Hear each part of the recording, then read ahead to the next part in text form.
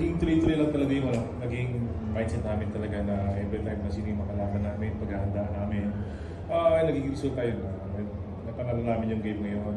Sino man yung may pasok ko, nabigyan ng pagkakataon ng passport.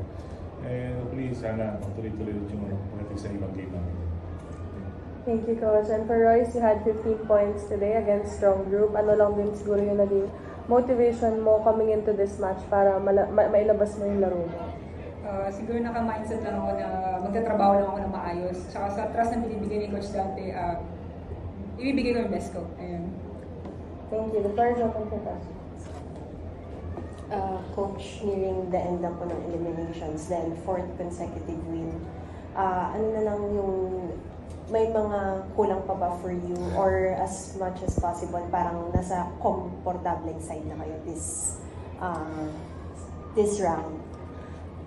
Siyempre, nauna kasi talaga yung medyo mabigat namin kalaban ngayon. Nandito kami sa mga kalaban namin na nasa baba talaga ng standing.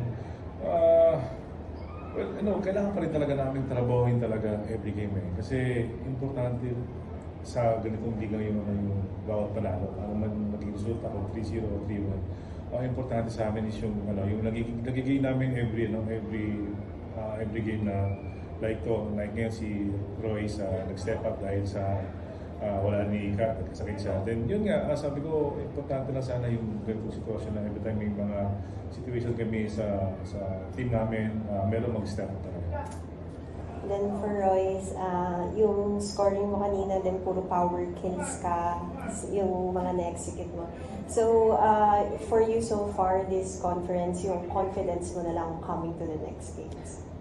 Oo, kasi kailangan ko yung confidence para sa incoming mga games namin. Tsaka yung trust ng mga teammates ko, ng mga coaches. So, parang nag-boost yung moral ko. So, umaangat siya. Kaya napapalo ko, nag-defense ako, nabablock ko na maayos.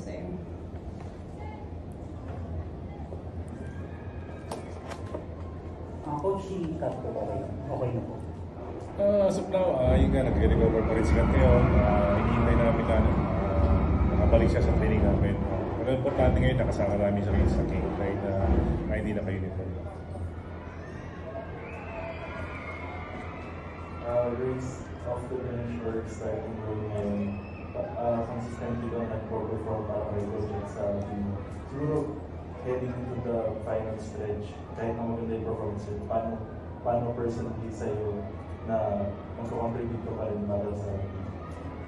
Siguro, nagmamindset ako na alam ko na yung mga teammates ko at mga coaches na kailangan din talaga ako na mag-step up. Kasi yun nga, wala si Kat, so wala akong mag-step up for them. Tsaka para sa promotion. May 2 games pa kayo, alam na natin yung season nyo, yung Finland. So, paano na lang makakatulong tong game na to towards into that? And ano na lang yung mga magiging adjustments ninyo? In terms of sa kumpiyansa, siyempre laking tulong sa amin ito kasi sa apat na sunod-sunod namin ang pangano ngayon, medyo umangat na talaga yung kumpiyansa namin. Pero kailangan pa rin namin paghandaan yung team line. Like ngayon, may game sila. Kailangan talaga namin na scout talaga kung yung pwede namin gawin. At susunod, pwede mangyari sa loob ng sa team, sa game namin. Importante, maging ready kami sa magiging sitwasyon namin sa Thursday game namin with Kimberly. Same question. Ano malit yun? Sorry. Yung preparation niyo for Finland. Siyempre, paghihirapan namin lagi sa training, 100% lagi yung training namin para pagdating sa game, tsaka sa mga upcoming games namin, mabigay namin 100%. Lalo sa career na ito yung ano talaga, yung matibay na team.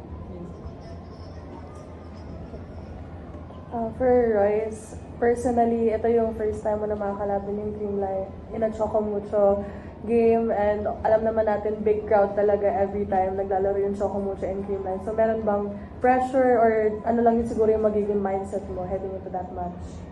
Siguro mindset ko lang maglalaro akong maayos, ibibigay ko yung best ko. At saka alam natin na si Kirby is one of the talaga matinding kalaban. So paghahanda namin sa training, talaga ibibigay namin 100% namin. Ayan.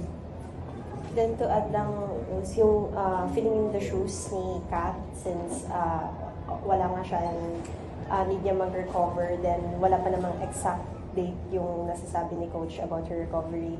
Nung nabanggit sa'yo ni Coach na ikaw yung mag-fill ng shoes niya, unang thoughts mo na lang and reactions about that?